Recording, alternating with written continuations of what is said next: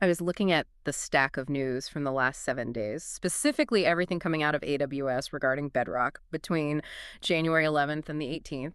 And I had this distinct feeling that the party is over. And I don't mean that in a bad way. No, I know you mean. I mean, the throw spaghetti at the wall phase of AI seems to be wrapping up. That's a really astute observation. For the last 2 years, we've been in this kind of Cambrian explosion. Every week was a new flashy demo, a robot writing poetry or, generating a video of a cat riding a unicycle. Right. But this week, the tone shifted completely. It feels like the adults have entered the room and said, okay, this is fun, but how do we run a factory with it? Exactly. The theme feels like industrialization. We aren't talking about magic tricks today. We're talking about billing receipts, sovereignty laws, and verifying code. It sounds dry on the surface, but when you actually dig into these sources, this is the stuff that determines whether this tech actually changes the world or just stays a cool toy. It's the difference between building a prototype car in your garage and setting up the assembly line in Detroit. This week, AWS rolled out updates that dismantle the friction points of cost, compliance, and deployment speed. We have a new sovereign cloud in Europe. We finally have a way to see what we are paying for with granular billing and some heavy research on automated coding. Let's start with that research, actually, because usually when we talk about AI coding, we talk about copilots or assistants. But on January 11th, AWS and the University of Cambridge dropped a paper called ATLAs that seems to go a step further. Much further. The full title kind of gives it away.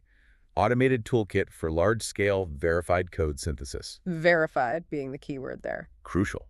See, most LLMs today are like a creative writer. You ask for a Python script, and it writes something that looks like Python, smells like Python, and it probably runs. But the LLM doesn't know it works. It just knows it's statistically probable. Right. ATLAS is different. It's targeting a language called Daphne. I've been around the block, but I have to admit, Daphne isn't in my daily rotation. You're not alone there. It's a pretty niche language used for high-assurance software. Think medical devices, cryptography, safety-critical systems. Stuff where, oops, I hallucinated, isn't an acceptable error message. Exactly. And writing code in Daphne is notoriously hard because you have to mathematically prove line by line that the code does exactly what the specification says. So it requires a PhD to write "Hello World." Pretty much. Huh? And that's where ATLAs comes in. The paper showed it achieved a 23% benchmark improvement on Daphne Bench. But the why is what matters. It effectively pairs the creative engine of an LLM with a rigid mathematical verifier. So instead of a writer just guessing the plot, you have a mathematician standing over their shoulder checking the logic in real time. That is the perfect analogy. It bridges the gap between generative AI, which is creative but, hallucination prone, and verified AI, which is reliable but incredibly hard to produce. It's a huge step toward trusting the robot to write code that controls actual infrastructure. Speaking of infrastructure, there was another paper released a couple of days later on the 13th called Terraformer. Now, I'm assuming this isn't a proposal for colonizing Mars. No, unfortunately not. Though it might help you build the cloud servers for the mission control. This is about Terraform, the tool used for infrastructure as code. Okay, so automating the setup of servers and databases. Yes, but again, look at the method.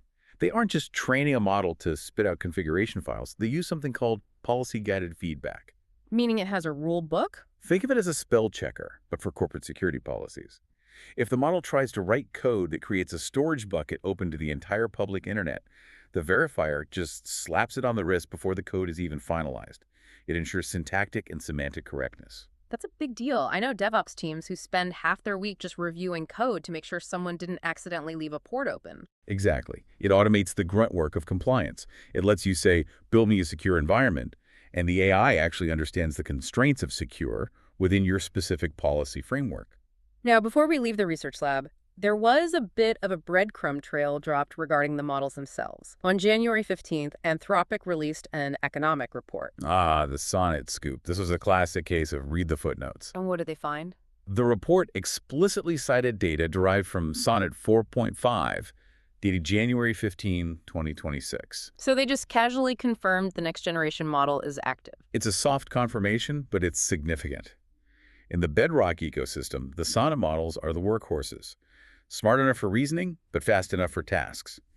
If they are referencing 4.5 in a published report, it implies the model is likely already live for internal evaluation or imminent release. And we need that extra reasoning power, because the other big theme this week was about agents. Yes, and that connects perfectly to the updates we saw on the developer platform.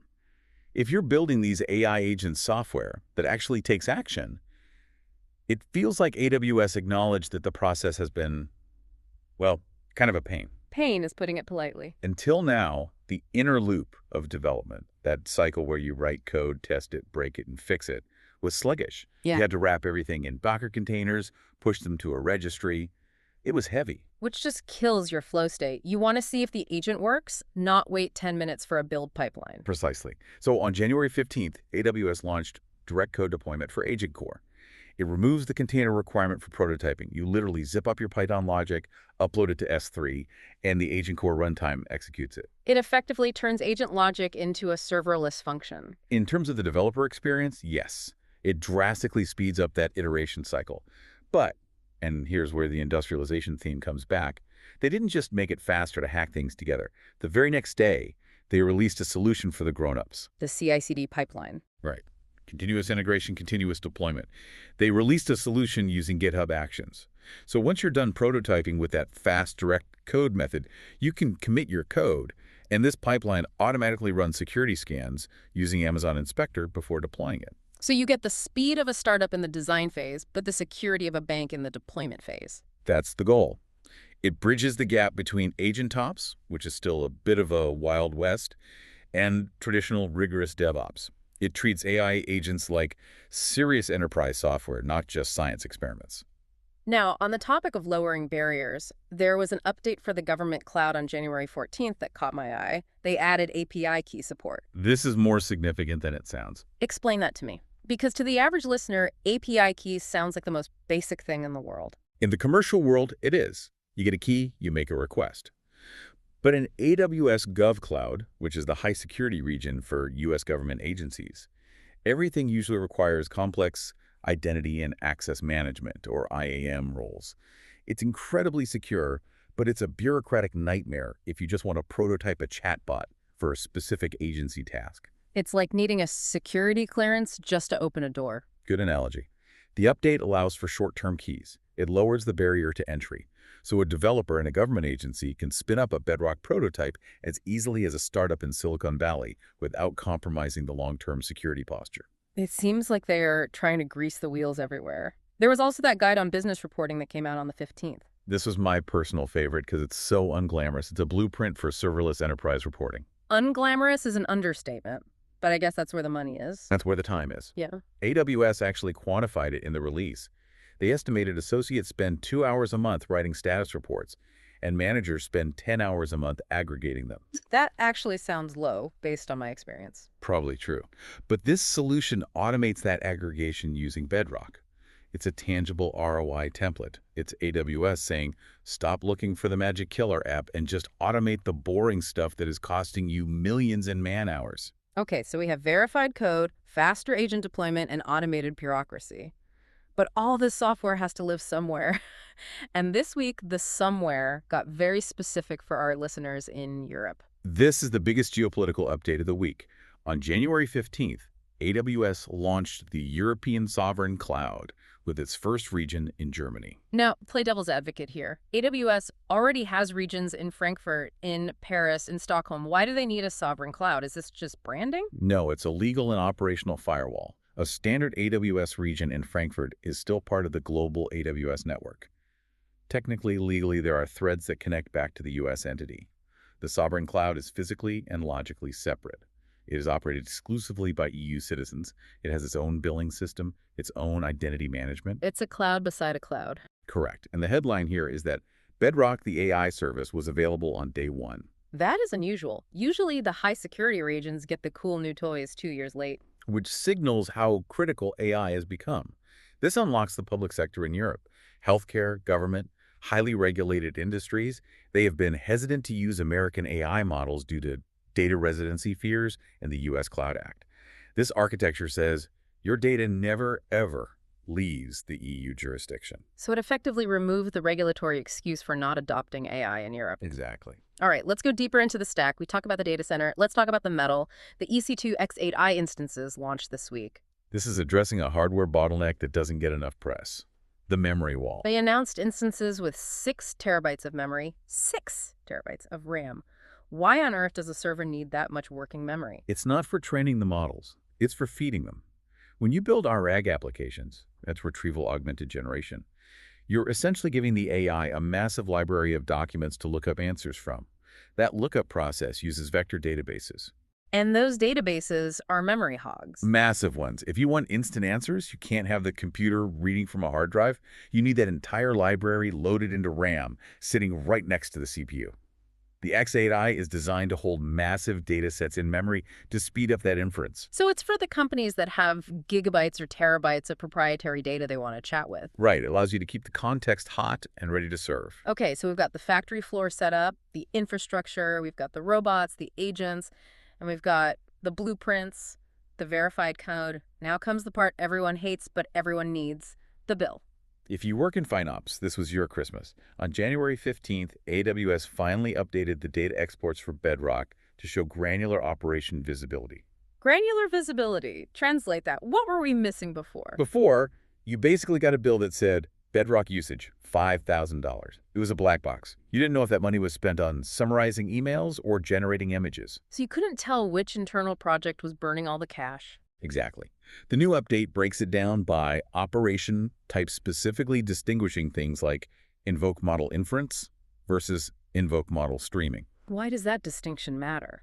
Streaming is what chatbots do, typing word by word. Batch inference is big back-end processing. Now you can see, 80% of our cost is coming from that customer service bot, not the back-end analytics. It stops the guessing game. You can actually model the unit economics of your AI features. That feels like a maturity milestone. You can't run a business if you don't know the cost of goods sold. Correct. And the other side of control is security. And this, to me, was the most strategic move AWS made all week. They released guidance on using Bedrock guardrails as a centralized gateway. A gateway implies a choke point. It is. They demonstrated an architecture where you route all your enterprise AI traffic through Bedrock guardrails. But here's the kicker. They specifically showed how to do this, even if the model you are calling isn't on AWS. They mentioned routing Azure OpenAI traffic through Bedrock. Wait, pause on that. You can use a model hosted on Microsoft's cloud, but filter it through Amazon's safety rules. Yes. And think about what that means. It's security as a service. Yeah. It allows a large company to say, I don't care if one team uses GPT-4 on Azure and another uses Claude on Bedrock. All of it must pass through this one single Amazon safety filter. That is incredibly shrewd. It suggests that AWS thinks the model is becoming a commodity and the value is shifting to the control layer. That's the bet. Bring your own model, but use our laws. If they can own the governance layer, they own the enterprise, regardless of which AI model is trendy next week. That is a fascinating shift in power dynamics. Let's wrap up with something a little lighter, though it ties right back into this agent theme. The AI League is back for 2026. It is. Announced on January 14th, and they've pivoted the whole competition. It used to be about racing cars, right? It was Deep Racer, yes. Well, Now it's focused explicitly on agentic AI. The challenge involves building agents that have to navigate maze-like grids. so Pac-Man with Python. A little bit. But the tasks are serious. The agents have to handle inappropriate content, execute code snippets, and solve navigation problems. It's gamifying the exact features we talked about earlier, AgentCore and Guardrails. And a $50,000 prize pool doesn't hurt. It's a smart way for AWS to crowdsource best practices. They get to watch thousands of developers try to solve these agentic problems in the wild, which surely feeds back into how they build the tools. So when we step back and look at this week, January 11th to the 18th, the picture is pretty clear. We have the European sovereign cloud unlocking the regulated markets. We have granular billing unlocking the budget. We have direct code deployment unlocking the developer speed. It's the professionalization of the SAC. We're moving from the wow phase to the how phase. The friction points are being dismantled one by one. It brings me back to that gateway concept. If AWS is willing to filter Azure's traffic, and they are building these sovereign clouds that are decoupled from the US, are we seeing the beginning of a split, where the control plane, the safety, the billing, the legal compliance becomes more valuable than the intelligence itself? I think that's exactly what we are seeing. Intelligence is becoming cheap and abundant. Verified, safe, and compliant intelligence. That is still scarce. And that is where AWS is planting its flag. A fascinating week for the plumbing of the future. Go check your billing dashboards and maybe sign up for that AI League if you think your agent has what it takes. We'll be keeping an eye on that Sonnet rumor for next time. Absolutely. That's it for this deep dive. Go build something verified.